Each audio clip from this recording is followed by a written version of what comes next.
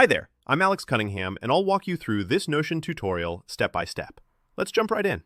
Today, I'm going to show you exactly how to add, resize, and delete columns in Notion. By the end of this tutorial, you'll be able to structure and organize your pages beautifully, making your workspace more efficient and visually appealing. Whether you're building a dashboard or just want your notes to look a bit cleaner, mastering columns is a huge step forward. So let's dive right in. First, let's talk about adding columns, because this is the foundation for everything else.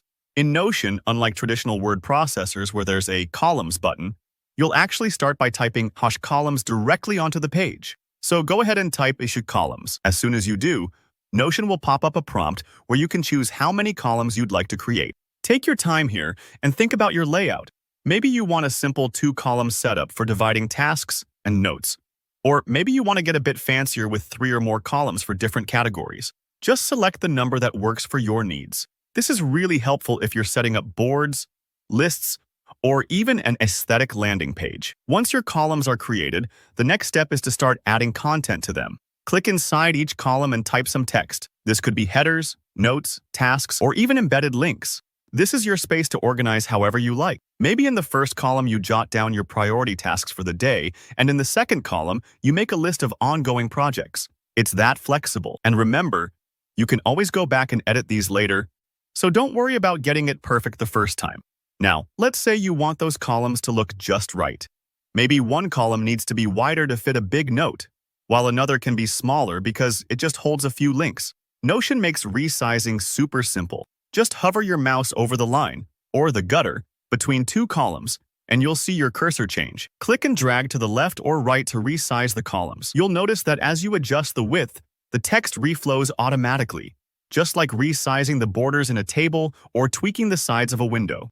This fine-tuning really lets you control the look and feel of your page, so don't hesitate to play around with these settings until it suits your workflow best. If it doesn't look right at first, take a moment and try a few different setups. Experimenting is part of the process. Alright, what if you want to remove a column? Maybe you changed your mind or want a simpler layout. To delete a column, look for the set of 6 dots, sort of like a little handle, that appears to the left of each column block.